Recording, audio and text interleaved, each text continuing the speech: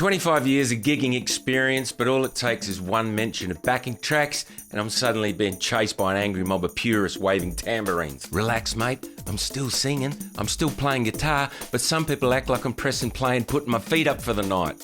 So today I'm going to explain why people hate backing tracks so much and why I'm still going to use them anyway and why you should too.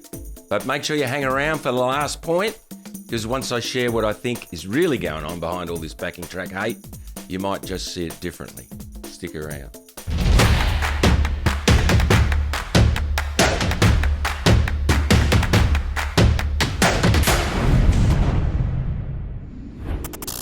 So let's talk about why backing tracks make some musicians more upset than a bassist getting paid in drink tickets. Backing tracks. Some people love them, some people tolerate them, and some people, well, they act like you just played Wonderwall at a funeral. Why do people hate backing tracks? There are reasons why some musicians turn their noses up at backing tracks. Let's break it down. It's not real music, man. This one's a classic. Some folks think backing tracks are cheating. They say it's not authentic, not live, not raw enough. If there isn't a full band sweating on stage, bleeding through their frets, arguing over the set list changes, it's apparently not real. Meanwhile, I'm on stage doing vocals, guitar, sound, running backing tracks, taking requests, queuing tracks on a pedal, avoiding drunk uncles, and entertaining the audience all at once. But yeah, I'm the one cheating. It feels like karaoke. To be fair, if all you're doing is pressing play and standing like you've just seen your ex walk into the gig with someone hotter and whispering into the mic like you're scared to waken the audience, then yes, it might look a little like Wednesday night at the local RSL karaoke finals. But if you're up there actually performing, playing guitar, singing your guts out, working the crowd like a Vegas lounge singer who just spotted a record exec in the third row, then it's not karaoke. It's called being professional. The only difference is I don't need a bouncing lyric screen and no one clinging onto the mic stand like it's the last train out of Detroit. Quick pit stop. Hit like if you've ever been personally victimised by the no backing tracks crowd, and subscribe if you want more content that'll either inspire you or mildly annoy purists. Either way, it's a win. It replaces real musicians. Here's the kicker. I am a real musician. I just don't happen to carry a drummer, bassist, keyboardist and backup singers around in the back of my Hyundai. I'd love to bring a full band, but until pubs start paying 5 people what they currently pay me for one, I'll stick with my imaginary friends in my backing tracks. They're always on time, never drunk, don't argue during setup. Mate, the only thing I've taken away is the stress of splitting $300 5 ways and explaining to the venue why my drummer's shirt is off again. If I could afford a full band, I'd be thrilled. But I checked my bank account this morning, it politely told me you can have a rhythm section or electricity. Pick one. So yeah, I've got a digital drummer who never turns up late, doesn't get offended when I skip the solo, and doesn't hit on the bar staff. He's a dream. He just happens to live in a WAV file. It's too polished. Some people say it's too clean, like live music should be gritty and unpredictable, like their third divorce. But here's the truth. Some venues want polish. Some crowds want to dance, and backing tracks let me give that full sound without having a 5-piece band that drinks more than they rehearse. The truth about why I use them. I use backing tracks because they help me deliver a big sound as a solo act. They give the audience a fuller experience. I can switch from a mellow acoustic vibe to a full funk band in one set, and nobody has to help me lift a drum kit. It's not about pretending to be something I'm not. It's about creating an atmosphere that feels like more than just one guy and a guitar. Let's be real. I don't use backing tracks because I'm lazy. I use them because they let me sound massive without needing a stage the size of Wembley. I still sing live, I still play guitar live, I still mess up the odd lyric, sometimes on purpose if I think I can get a laugh. But backing tracks give me the power to go from chilled acoustic vibe to full rock band without hiring 7 people in a van.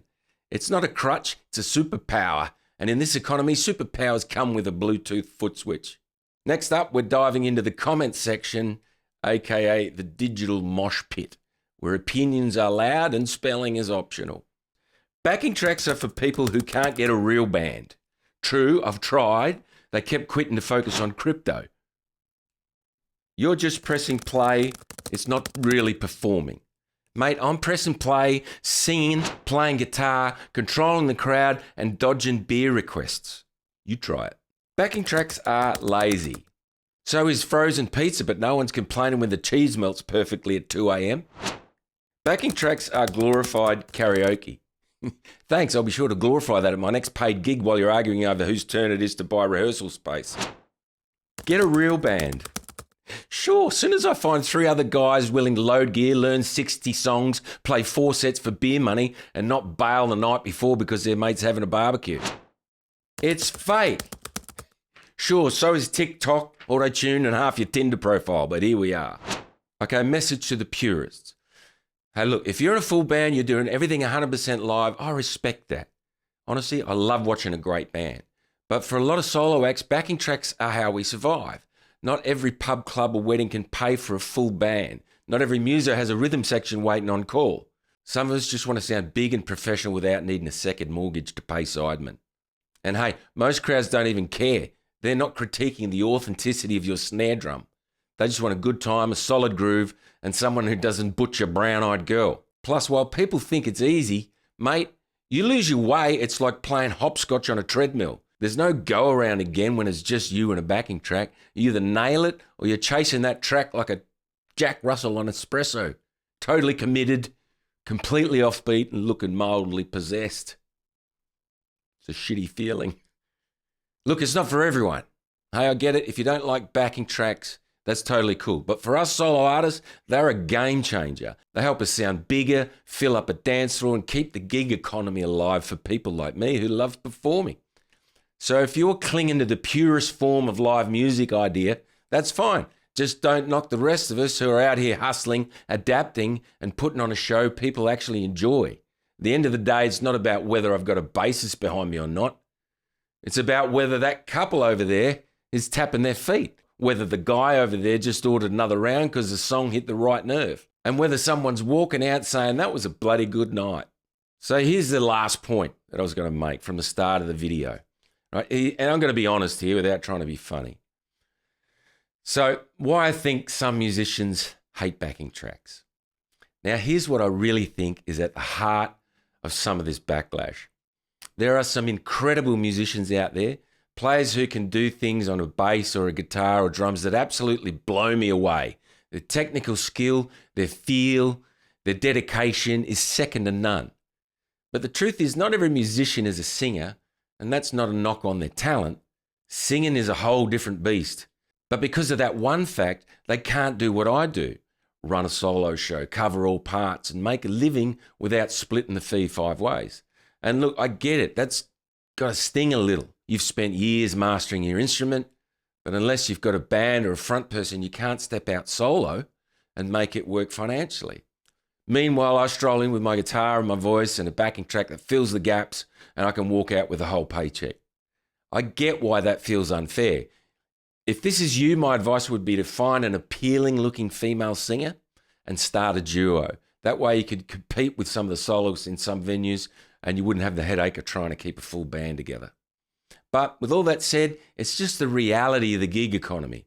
It's not about who's more talented. It's about who can deliver the whole package when the budget's tight. And for soloists like me, backing tracks are the only way I can compete with a full band sound without needing a second mortgage to hire the rest of the crew. So yeah, backing tracks aren't for everyone, and that's cool. But if you see a solo artist up there using them well, don't be so quick to judge. They're not cheating, they're juggling. They're running a one-person band, sound desk and stage show all at once.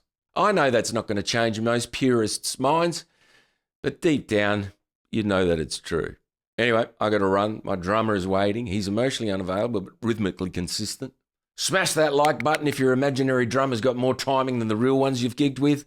And subscribe if you've ever defended your virtual bandmate like he was a real person with feelings. Thanks for watching. I'll see you in the next one.